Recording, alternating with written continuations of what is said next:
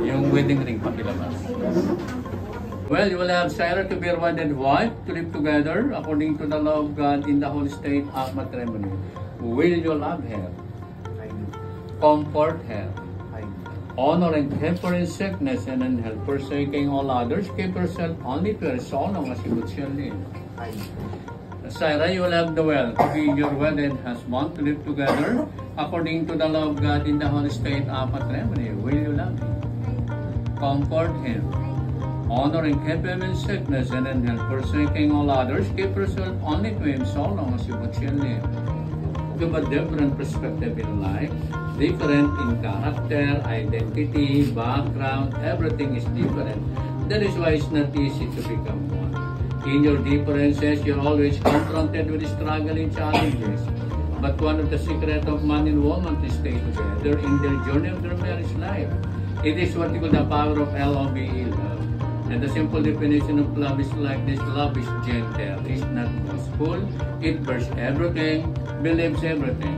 In one of the greatest quotation about love, love it keeps no record of wrong. Remember, couple, we are prone to mistake. Sometimes we commit sin. Kung nagmamahal, dapat hindi. Dapat ang pag-ibig hindi bulag, dapat may mata na nakakakita sa lahat ng sitwasyon. Meron siyang tenga na nakikinig sa damdamin kinain ng bawat mahal niya sa buhay. Isa sa malaking problema ng broken family, ang lalaki walang pandinig sa asawa ng babae. At ang babae wala rin pandinig sa asawa ng lalaki. Dapat hindi mangyari yan sa pamamahalan niya kayo. Dapat may tenga ang bawat isa sa inyo para pakinggan ang damdamin ng bawat isa. May kamay ding aabot, may paa para puntahan. Higit sa lahat, ang pag-ibig may puso at damdamin, hindi manhid na sasaktan. Pero marunong magpatawad yan tumanggap sa katotohanan. That's why love conquer all, love accept. Kaliwang kami. Sabihin mo yung Sarah, ha? Sarah, ikaw lang ba? Yun. Yes. Well,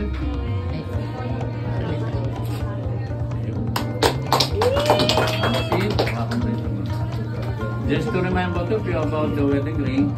The wedding ring, we always put it to the left end of the couple. Why? Because if you study our heart in the parts of our body, you will discover the biggest part is on the left side. It means love. Bigay respeto, only blessing, magmano yakapin sila. Ang tawag niya welcome to your family. Okay, mali. Palakpakan na tayo. Yay! Okay.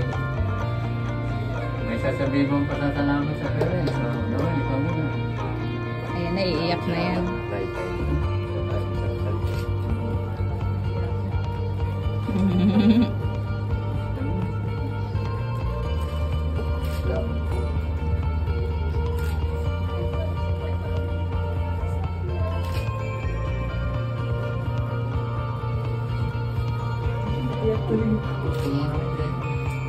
Parents, may paalala kayo sa inyo naman.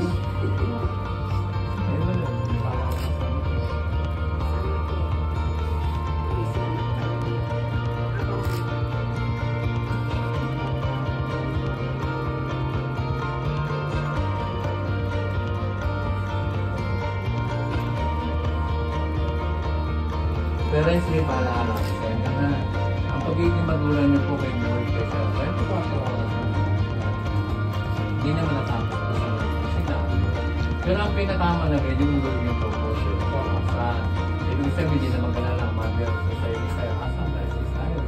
Huwag na po kayo mag-alala kasi ang Diyos sinawal mag-take over and vice versa. Higit sa lahat, yung mas basta kailangan ibinigay na so, napakalagay sa dalawa. Ha? O, couple, may paalala din ako sa inyo. Una sa lahat, ano man marating siyang mga kayo pumunta o kalimutan ng mga magulang. Klaro, ha?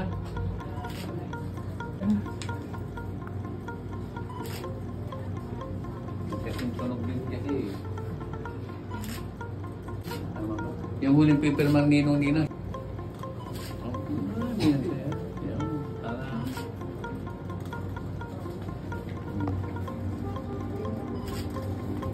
Wala nang pawala to, sir, ha?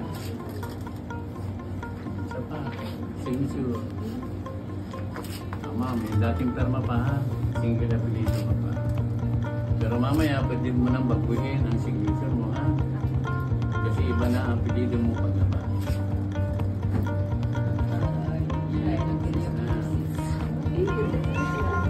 At walang magpapatulpo.